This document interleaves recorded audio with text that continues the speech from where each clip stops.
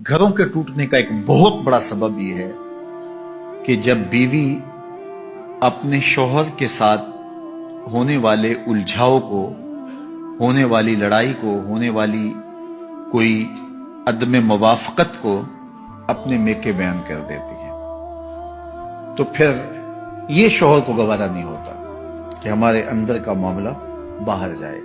अगरचे उसने ज्यादती भी की हो, लेकिन फिर भी वो इस बात को पसंद नहीं करता कि मेरी बात कहीं और जाए।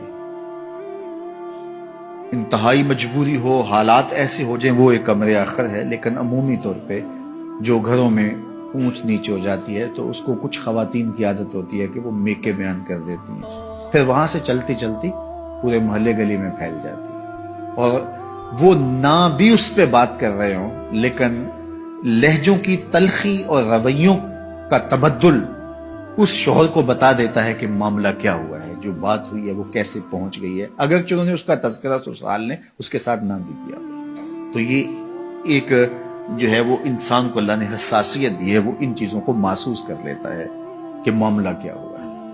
और यहाँ आज के जमाने में तो हमसाई को भी बता दिया, रिश्तेदार को भी बता दिया, वो व्हाट्सएप ग्रुप बने होते हैं, पूरे ग्रुप में डाल दिया कि ये क्या माजरा हुआ, और फिर अजीब रंग चढ़ता है और खानदान टूट के रह जाते हैं और तलाकें वाक़या होती हैं। अगर कोई उलझाव हो तो वो मियाँ बीवी के दरमियान हो, आज उलझने कल नहीं होगी, फिर याद भी नहीं होगी कहाँ कहाँ उलझा हुआ था।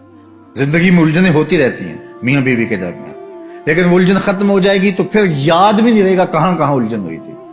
लेकिन अगर वो मेके पहुंच गई या ससुराल पहुंच गई, वो उलझन मोहल्ले गली में पहुंच गई, तो वो सारी जिंदगी नहीं भूल सकते, और कभी ये भूलना चाहेंगे भी तो कोई याद करवा देगा, तो जिंदगी की तलखियां बरकरार रहेंगी। इसलिए खातून के लिए बहुत अहम मामला है घरों को टूटने से बचाने के लिए कि जो है वो कभी भी इस मामले को आगे ना बढ़ने दिया जाए। मैं आपके सामने हुजूर का एक वाकया रखता हूं।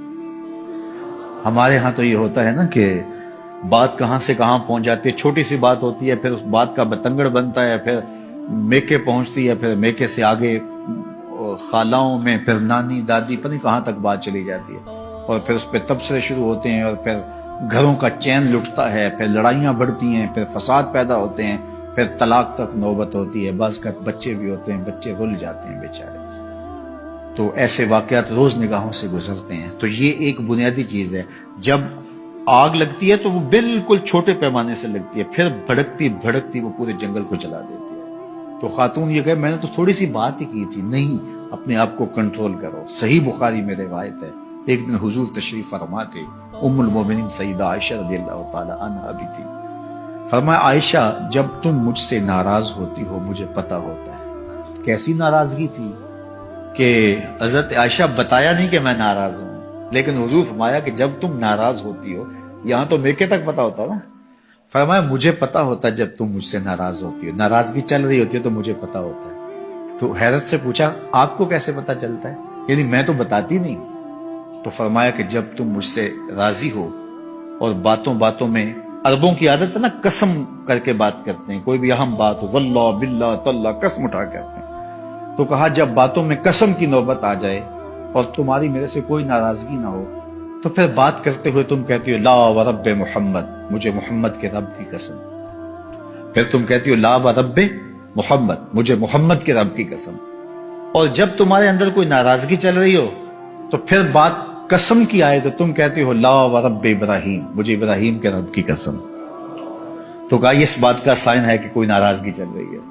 तो हजरत आयशा रज़ियल्लाहु ताला अन्हा मुस्कुरा पड़ी और अर्ज की, या रसूलल्लाह मा अहजुरु इल्ला इस्मा का, नाम छोड़ती हूं दिल में आप ही होते हैं, नाम छोड़ती हूं दिल में आप ही होते हैं। आप देखिए कि अगर कोई तबीयतों के तफावत की वजह से कोई ऐसा मामला हो भी गया तो कितनी हसासियत है नाराजगी के इजहार का। अल्लाह अकबर, ये रंग देखिए और ये जमाल देखिए और ये खूबसूरती देखिए। क्योंकि हुजूर से अगर नाराज होती हैं तो फिर कोई ऐसी बात तो नहीं कर सकती, सिर्फ शौहर ही नहीं रसूल भी तो है ना, कितना बड़ा मनसब है। तो इस मनसब का ख्याल है। तो कहा कि आयशा जब तुम नाराज होती हो तो बात कसम की आए तो तुम कहती हो ला व रब्बे इब्राहिम, मुझे इब्राहिम के रब की कसम।